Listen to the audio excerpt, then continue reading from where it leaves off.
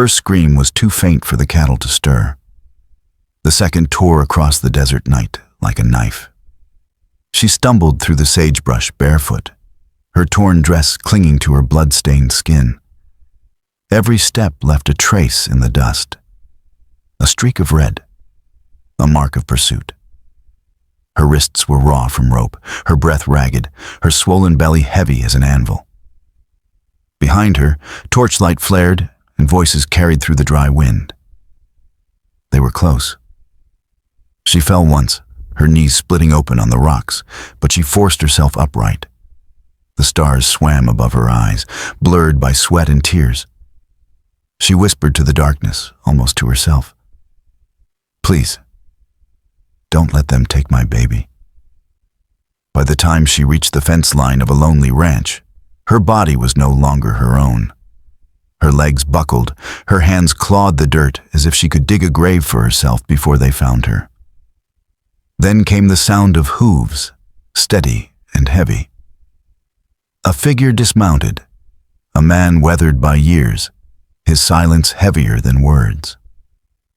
William Tate had lived half a century with ghosts for company. He did not expect anyone to collapse at his door, least of all a young woman with a belly marked by pain. He dropped to one knee, brushing aside the filthy fabric at her stomach to find the wound. What he saw made his chest tighten. Not a cut, but a carving. A symbol pressed deep into her flesh, jagged and fresh. Madness branded into skin. Her hand shot out, trembling, gripping his wrist with desperate strength. Her eyes, hollow and wet, locked onto his. The whisper came again, broken and raw. "Please, don't let them take my baby." The wind died. The night was too still.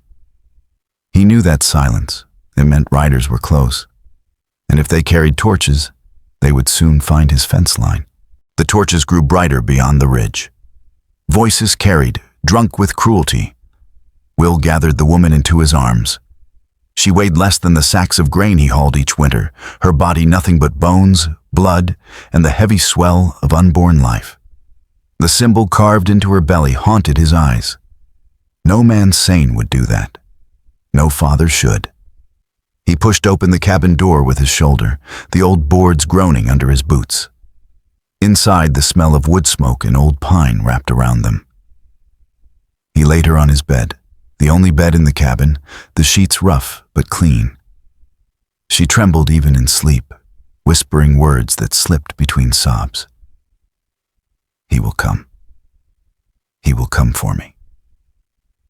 Will fetched a bowl of water, dipped a cloth, and wiped the dirt from her skin. The blood was thick and sticky. When he wrapped her belly with torn strips of linen, his hands shook. He had branded cattle before, but never seen a man carve his own mark into his daughter. The fire crackled in the hearth. Shadows danced across the woman's pale face. Her eyes fluttered open, unfocused, but fixed on him with something between terror and hope. Her lips cracked, but her voice pushed through. "My father, Jeremiah Hart. He said only my blood could make the ritual pure." Will froze. The name was not foreign. Years ago, Jeremiah was a rancher like any other, a man Will had traded cattle with, even shared whiskey once or twice. Now that same man hunted his own child like a stray heifer. The wind pressed hard against the cabin walls. Hooves echoed faintly outside. The night thinned into dawn. And with it came the sound Will had been waiting for. Hooves. 3 riders. He stepped out onto the porch, rifle balanced in his hands. The desert air was sharp with the smell of dust and sweat. Across the fence line, the figures reined in their horses. The lead rider dismounted slowly, boots sinking into the dry earth. Even before he raised his head, Will knew him. Jeremiah Hart. His hair was gray at the edges now, his eyes ringed with shadows. But the fire inside them was something darker than time. Behind him, 2 men shifted in their saddles, hired guns with faces as mean as the iron on their hips. Jeremiah's voice cut the air, flat and cold. She's mine. You've got something that belongs to me. Will's grip tightened on the rifle. He took one step forward, boots grinding in the dirt. She is no man's property. A flicker crossed Jeremiah's face, half rage, half something older, sorrow maybe, twisted into madness. He spat in the dust.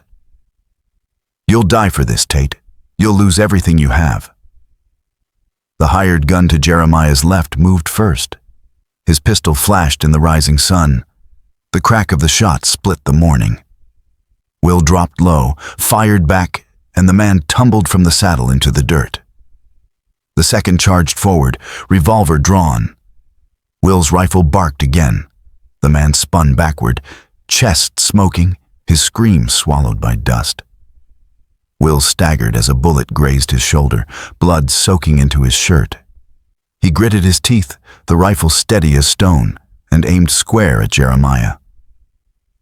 The old man froze, his chest heaving, eyes wide. For the first time, his voice trembled.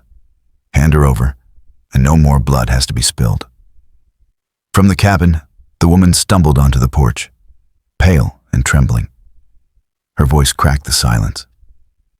Please, don't kill him. He's still my father. Will's finger hovered on the trigger. The desert held its breath. Silence after gunfire is heavier than the shots themselves. The desert held its breath. Will's rifle stayed leveled on Jeremiah. The old man's chest rose and fell, his hand twitching near the holster but never daring to draw. Behind him, the horses snorted, restless, hooves striking the dirt. Then Amelia's voice, fragile, cracked, yet sharp enough to cut through the dust. Please, don't kill him. He's still my father. Will's finger tightened on the trigger, but the weight of her words dragged it down. Slowly, he lowered the barrel. His jaw clenched. The madness in Jeremiah's eyes dimmed for only a moment, replaced by something almost human. But it passed as quickly as it came. He spat into the dust and muttered, "Another girl will take her place." Then he turned, mounted his horse, and rode off into the horizon, leaving only the trail of hooves and the echo of hate behind him. Amelia's knees buckled, and she collapsed on the porch. Will caught her before she struck the boards. Her face pressed against his chest, tears soaking into the blood on his shirt. The wound on his shoulder burned, but he held her steady, as if his grip alone could keep the world from tearing her apart again. Inside the cabin, the fire still smoldered. Will lowered her back onto the bed, his hands clumsy with cloth and bandages. She clung to him with desperate strength, whispering words between sobs. It hurts inside. It hurts everywhere. He sat beside her, silent. The firelight flickered across his face, showing every line, every scar carved by years of solitude. He had buried a wife once, and with her, the last of his warmth. But now, holding this broken girl's hand, he felt something stir he thought was dead. Not love yet, but duty. Maybe more than duty. Outside, the desert was quiet again. But in the west, quiet never lasted long. Days bled into weeks. The gun smoke had long drifted away, but its shadow lingered over the ranch. Jeremiah had not returned, yet his threat hung like storm clouds that refused to break. Amelia healed slowly. Her bruises faded, the cuts along her wrists closed, though the scar across her belly would never vanish. She moved carefully around the cabin, her swollen body heavy with the weight of new life. She tended a small patch of garden behind the house, her bare feet pressing into the dirt, each step steadier than the last. Will worked in silence, mending the roof, splitting wood, checking the fences. He spoke little, but his eyes always followed her, making sure she never faltered. At night, he sat by the fire with his rifle across his lap, listening for hoofbeats that never came. Then, one stormy night, the silence broke, not with riders, but with a cry. Amelia gripped the bedpost, her face pale with pain.